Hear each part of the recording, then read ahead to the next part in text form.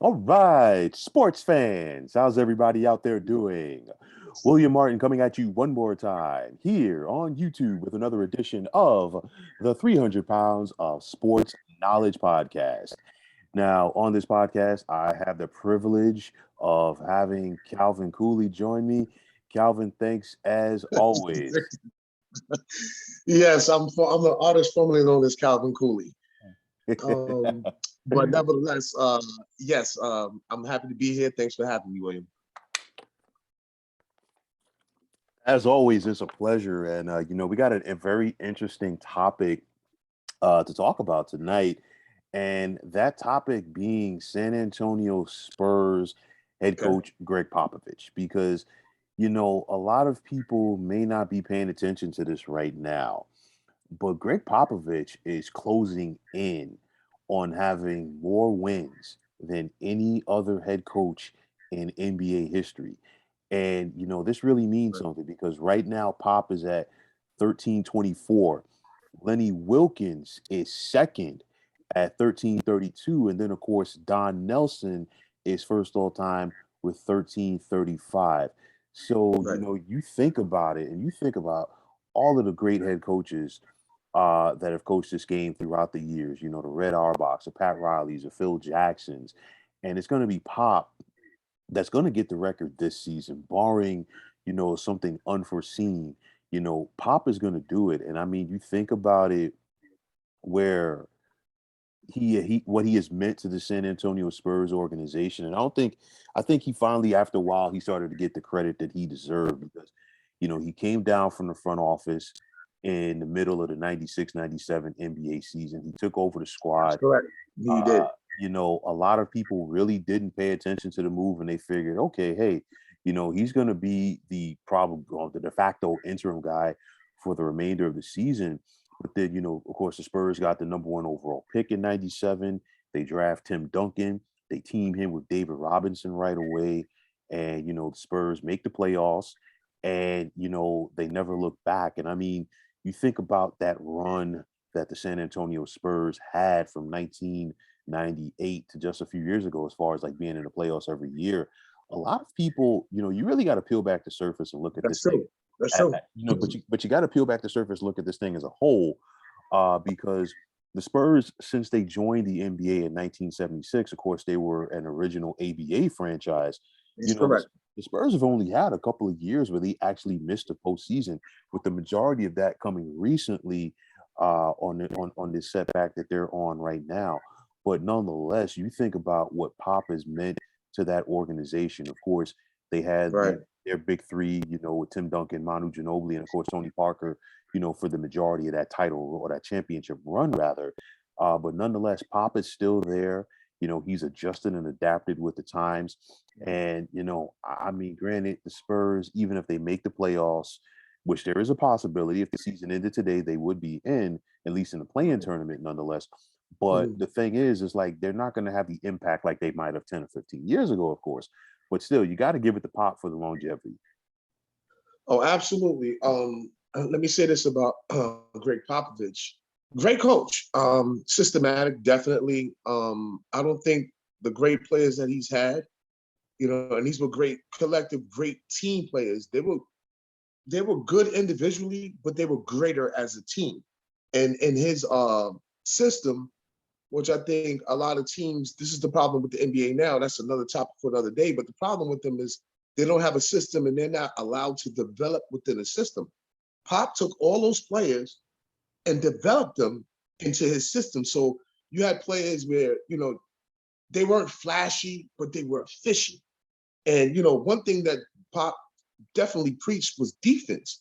Because if you look at where the Spurs been ranked over the last 15 years or so, even probably longer than that, I would say over the last 20 years, over the last 20 plus years, we'll say they were always tops in defense, and they had pretty good rebounders and they had guys that played in their positions. Gregg Popovich is also responsible for a lot of people not having NBA rings. So a lot of people should be mad at him because between him and Phil Jackson, there wasn't a lot of rings when some of these athletes that we saw were at the height of their powers. They couldn't win. And it was either the Lakers beating up on the Spurs, throw Sacramento in the mix, a couple other teams, but those, those were the elite of the elite. And they didn't have an ego. There was no ego there. And I thought that was important. And when you getting up guys collectively, whereas they could have went somewhere else and averaged 20, 30 a game, this guy is coming off the bench, averaging 14 a game, but he's an all-star, and he's a two-way, one of the best two-way players. You know what I'm saying? Just different type of guys they had. I thought Tony Parker was a lot better than people thought he was. You understand what I'm saying? Like, he understood what Popovich wanted, just as well as the rest of them. But collectively, they were one of the best teams I've seen. Like I said, it wasn't pretty, but it was effective, and I don't think he gets enough props as being one of the greatest coaches. When you talk greatest coaches, you're gonna hear Poison Phil. I like Lenny Wilkens. I seen Lenny Wilkens when he was coaching. Don Nelson, Pat Riley. I mean, the list goes on, and I've seen those guys. All those guys is at the top of the list. I've seen them. Pop, was an assistant coach at Kansas, and he, I believe, coached Danny Manning, I think, for one. He was an assistant coach there, 86, 87. So I think he might have coached Danny Manning for like a year or something like that. I think. I got to double check that. But then I know he came from the SCIA, which I believe is Division II, Pomona. I think it was Pomona College or something like that, where he won a couple of titles there. And then eventually, he came to the league, worked with the Spurs, and then he worked with Golden State as an assistant, and then went back to the Spurs, all right, where they made him, head coach, just to break down the history for a little bit, for people who may not know, because I kind of knew his history, but until I went and I actually looked at it and read it, this man has an awesome resume. He just coming off an Olympic chip, he got a gold medal, all right? He was named player, the coach of the year 3 times. And I think he coached like 4 or 5 All-Star games. So you don't do that unless you're some kind of coach, and he's won in 3 different decades. So you got to think about it. He won in the 90s, he won in the 2000s, and then he won in 2014. So you look at it collectively, this man hasn't done anything but win. And it's a lot of people that came off his coaching tree that got jobs because of it. Oh, definitely. And for me, I think one of the biggest attributes for Gregg Popovich is his ability to adapt. Because you think about it, when the Spurs first won, you had Tim Duncan, you had David Robinson. So what's the thing? You had 2 guys that could clog the middle. But then on top of that, what did you do with your pop? You surrounded them with shooters. You had Sean Elliott, you had Jaren Jackson, you had Mario Ellie, and then of course they had Avery Johnson at the point guard. And of course, Avery Johnson really wasn't a shooter, but nonetheless, he still was a little general, as their point guard. And then after that, when they kept running into the Lakers in the playoffs, they lost to the Lakers in both 2001 and 2002. They came back in 2003 and they changed it up because they had drafted Tony Parker late in the first round in 2001. Then they brought in Manu as a 2nd round pick, and of course these are 2 guys that nobody paid attention to. And then that Spurs team in 2003, they were deep because you had Steve Smith on that team, a young Steven Jackson. You had Kevin Willis, you had Steve Kerr. I think that was towards the end of Steve Kerr's playing career. Matter of fact, so that Spurs team was very deep. Then we saw the transition throughout the 2000s. And the only thing, like the one knock that some people, at least the Spurs critics, wanted to give them was the fact that they didn't repeat. But it was like, you look at the West in those days, and people. It was stacked. It was absolutely stacked. In the 2000s, the early to mid 2000s, the West was stacked because you had Shaq and Kobe, then you had Chris Webber and Mike Bibby with Sacramento, you had Dirk with Dallas, KG with Minnesota, you had Rasheed Wallace with Portland. In the early part of the 2000s, you still had Stockton and Malone with the Utah Jazz. So it was just tough to come out of the West. And you think about it, they lost to the Lakers in 2004 when they were trying to come back. 2006, Dallas finally got them, in in the Right. playoffs. That was the year that Dallas got to the NBA Finals for the first time. Right. But they had so many close calls. Close call in 2008, they lost in the conference finals to the Lakers. That's correct. The close call in 2013 when Kawhi missed the free throws at the end of Game 6, and of course, the Heat came back, and the rest was history there. But like the Spurs, Excuse me. for them to win those 5 NBA championships during that era, you can't overlook that, because that was an accomplishment in itself, just surviving the West. But Pop changed it up. I mean, he went from having a team based around Duncan and Robinson to having a team based around Duncan to then, transitioning more to Ginobili and Right. Parker. And then of Parker, right. course, right. And then by the time they won that last championship, it was more about Kawhi Leonard and what he could do. So it's one of those for me where, it's the ability to adjust and adapt. And that is a big thing. And that's the reason why Gregg Popovich has been able to survive as long as he has on the coaching scene. You talked about the respectability. I mean, multiple time All-Star coach.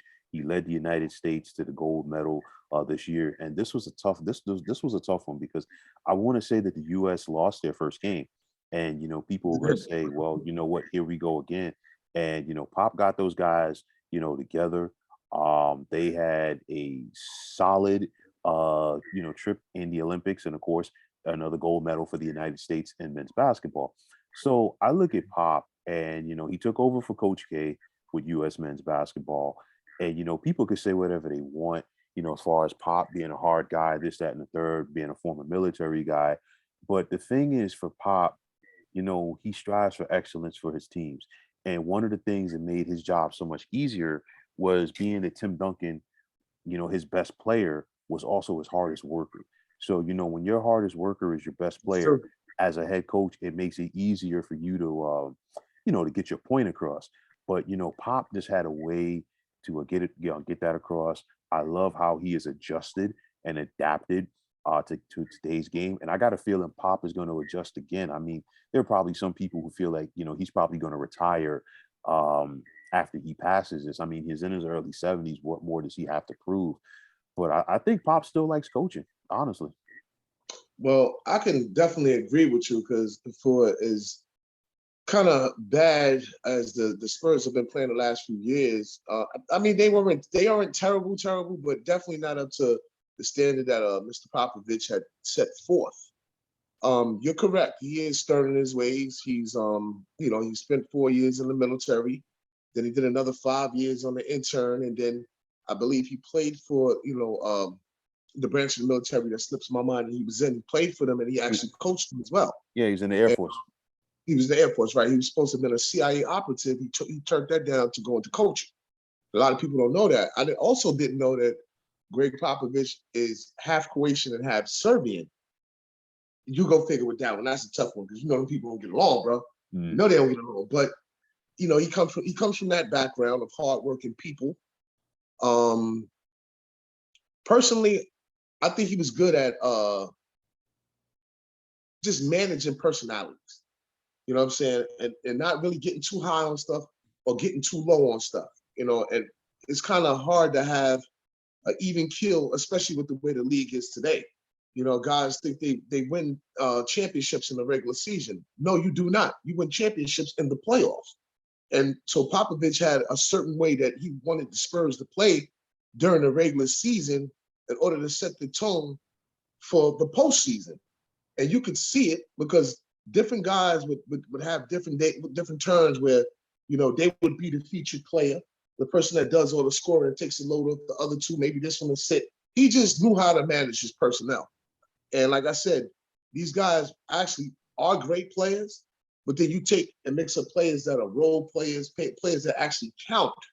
Not a guy that's just on the bench getting the ring as the 12th player. These guys played monumental parts in the Spurs' success in the 2000s, especially.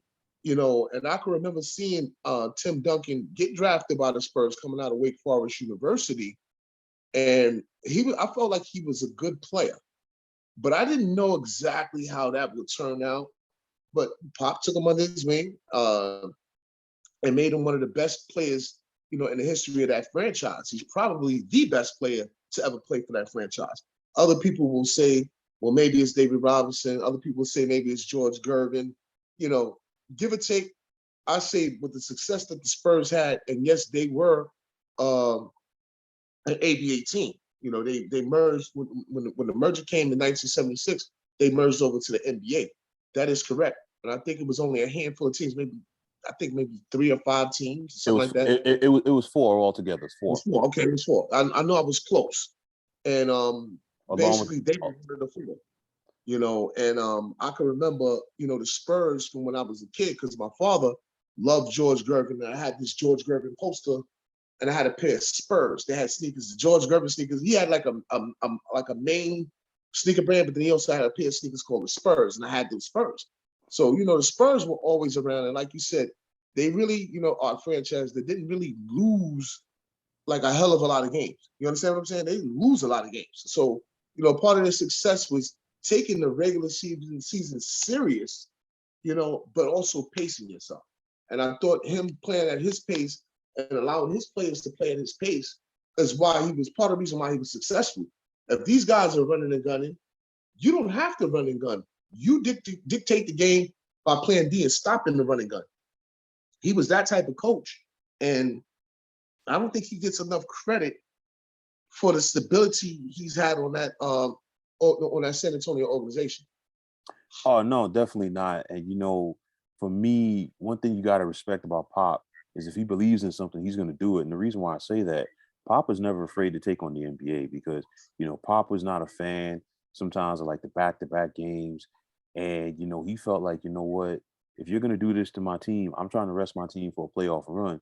He had no problem sitting his main guys, you know, on a nationally televised game, but That's also, right. They were but mad too. That's right. but also Pop would bench his guys for that, like let them sit and rest, and he would still go out there and win. I Win remember the game. right. I remember one game, for example, the Spurs had I want to say it was like a TNT Thursday night game in Portland against the Blazers. Now, this is when the Portland Trailblazers still had LaMarcus Aldridge. They still had Wes Matthews, Nick Batum, with young Damian Lillard. And, you know, the Spurs sat Parker, they sat Duncan, they sat Ginobili.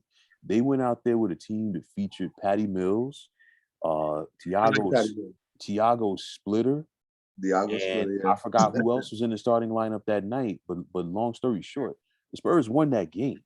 And you know, that just showed you the depth that the Spurs had, but it also showed you the system that Gregg Popovich That's had. right. And That's right. it always helped the Spurs come playoff time because the thing was, you know what? Anybody 1 to 12 on that team could beat you.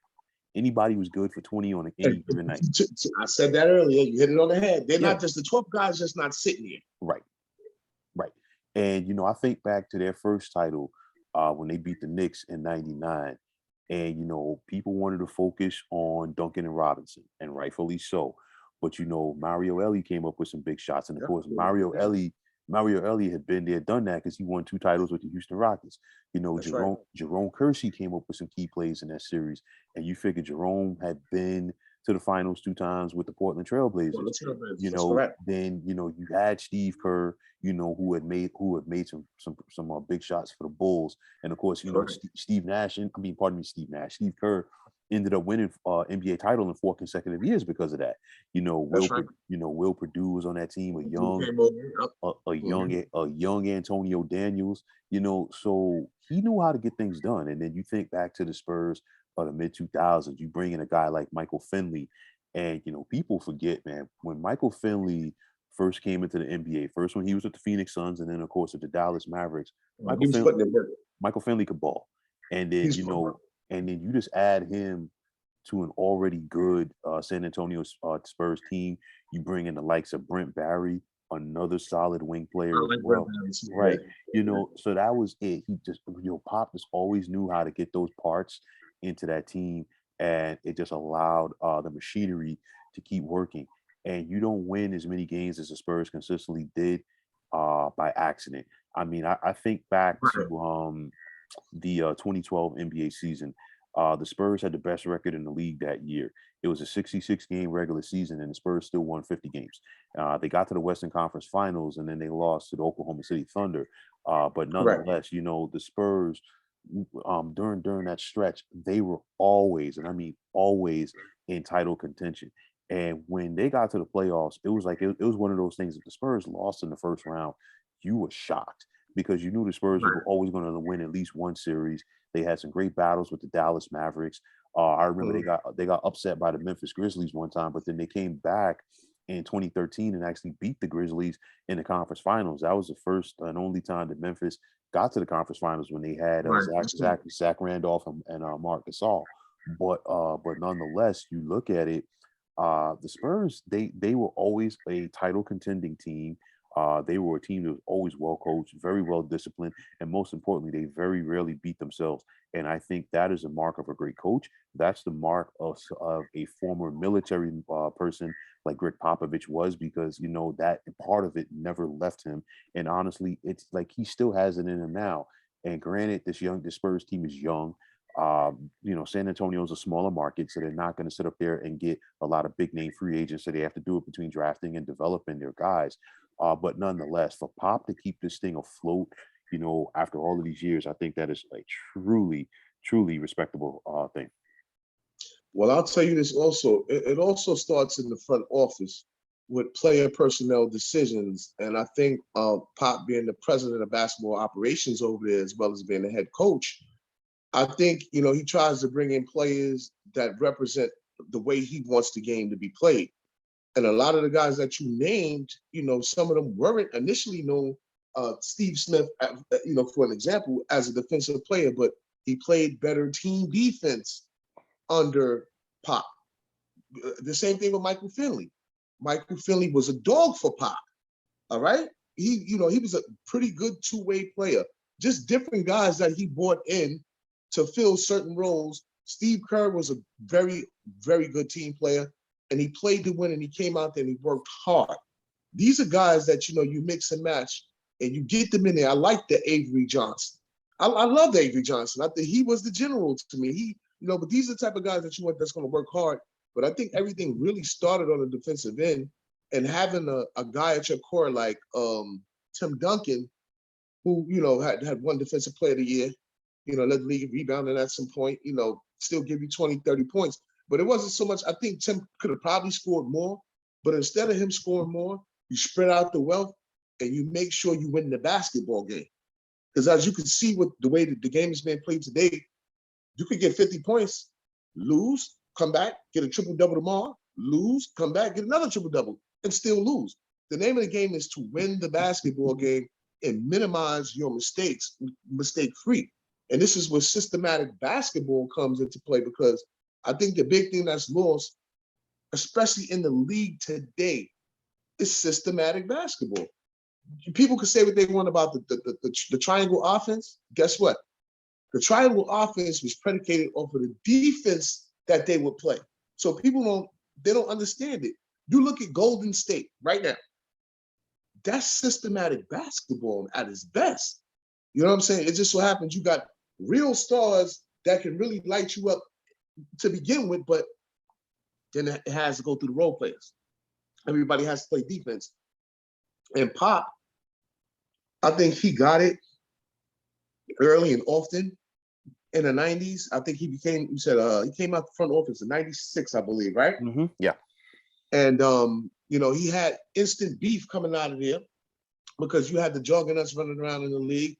And the West, at that point, was not as tough as it was going to be in them 2000s. And he basically got his hands on some players, and he developed the players. That's what's another thing that's missing.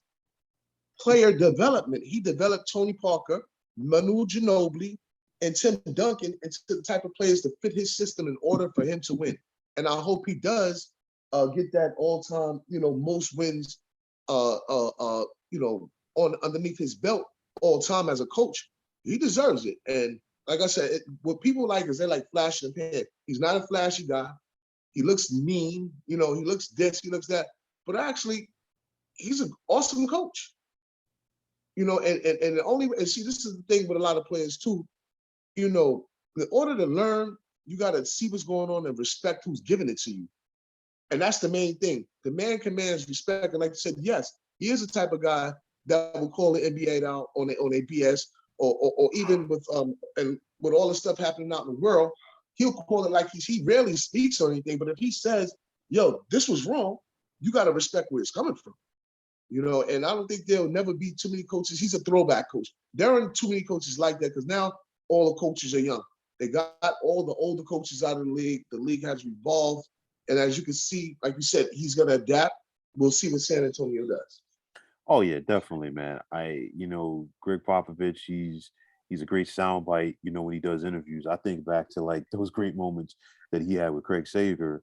And the late Craig Sager, was he was a sideline reporter for TNT, but nonetheless, Pop, Pop asks no quarter, he gives no quarter, and for me, he's a man's man, and it's going to be interesting to see, which team, that he breaks this record against. I mean, a lot of people are talking about, LeBron chasing Kareem, for the NBA's all-time career points list.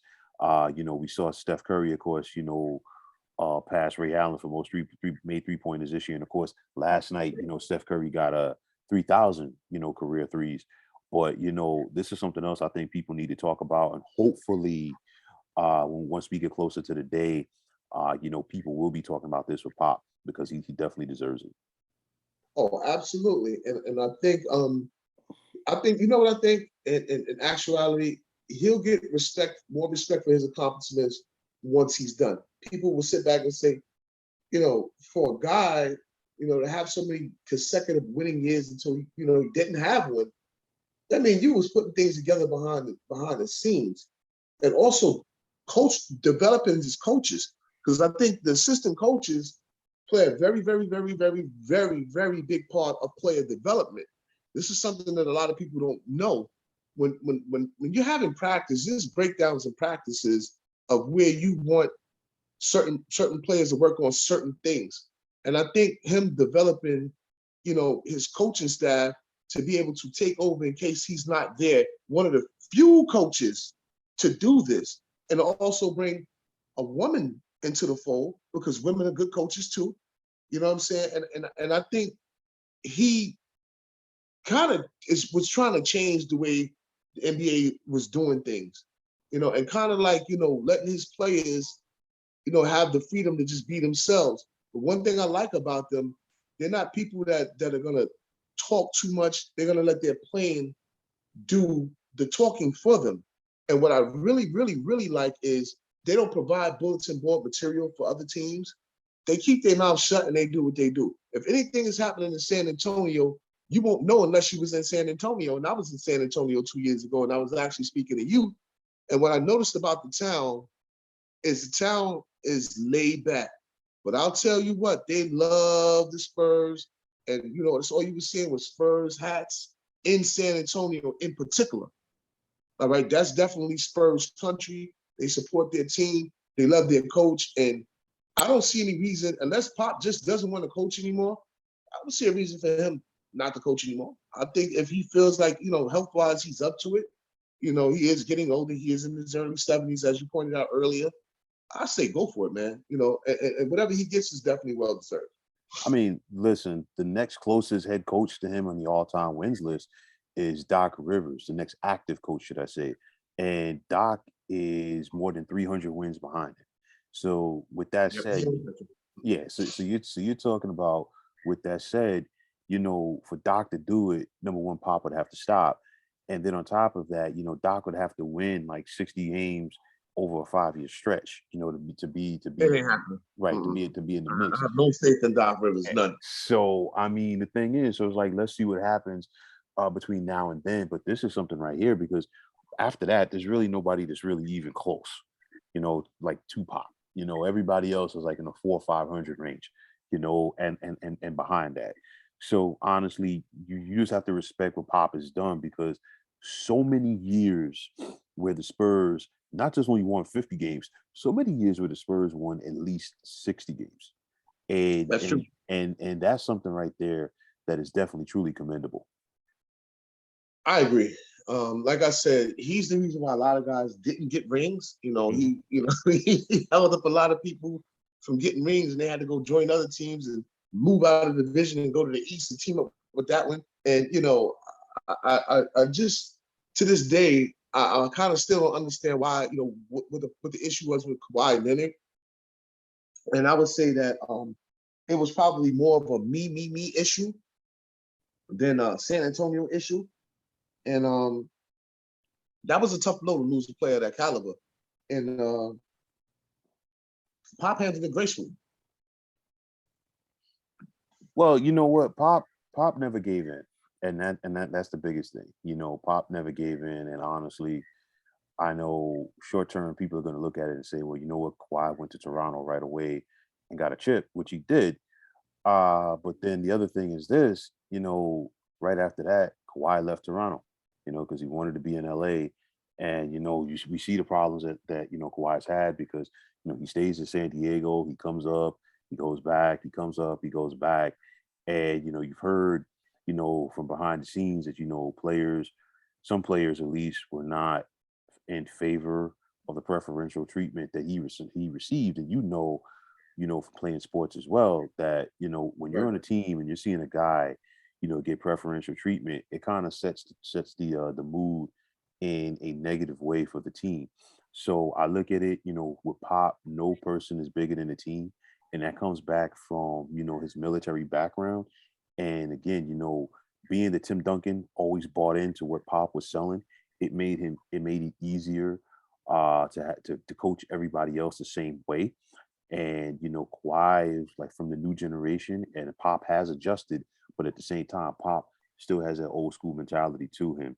But the thing is, Pop's going to do it his way, and he's not going to be apologetic about it. And you got to respect him for that.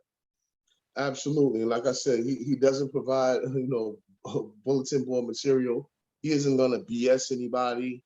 He's going to tell you straight, he's going to get to the point of what it is. He doesn't make excuses for when they lost. And he was like one of the few coaches, I can remember him going back 20 years ago. You know what? They just beat us. They just were a better team. That was it. Instead of saying, well, we could have did this better. Or we could nah. He said, no, they would have better. They beat us. They beat us.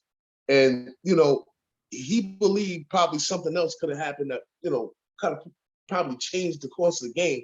But he was honest and straight up with a lot of coaches, they kind of beat around the bush and they throw the distraction as to what really happened. They won't tell what really happened. They're going to give you a distraction and kind of feed off it and kind of simmer it down, especially if it was a big game. And Pop has won some big games and lost some big games. But, like I said, he never got too high. He never got too low. You know what I'm saying? And if he did, we didn't never see it. You didn't never hear him in all type of nonsense with players. He had issues, of course, with some players, but nothing big. And there's not too many players. I don't think I've ever heard really anybody say anything bad about playing for him. There may be a few out there, but for the better part of it, guys have nothing but respect. Even Steven Jackson, he might say something slick every now and then, but if it wasn't for Pop, he wouldn't have that ring. There you So go. you got to respect the system. There you go. I mean, listen, Pop is a legend. He's one of a kind. And for me, I can't wait to see him break that record and get to number 1,336 later in this NBA season. So, folks, that's going to wrap it up for this edition of the 300 Pounds of Sports Knowledge podcast. As always, I want to thank my man Cal Wonder God for, jumping on this and having this little back and forth, about Gregg Pop, and we'll be back on here soon to discuss some more sports topics. As always, if you like what you heard and saw tonight, please feel free to like and subscribe to this channel.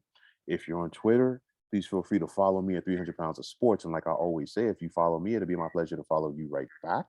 And also, there's a sports discussion group on Facebook at the Sports Depot 365. You can check it out. Drop a line and be a part of one of the better sports debating sites going on social media. So for Cal Wonder God, my name is William Martin, signing off, saying take care and have yourselves a wonderful day.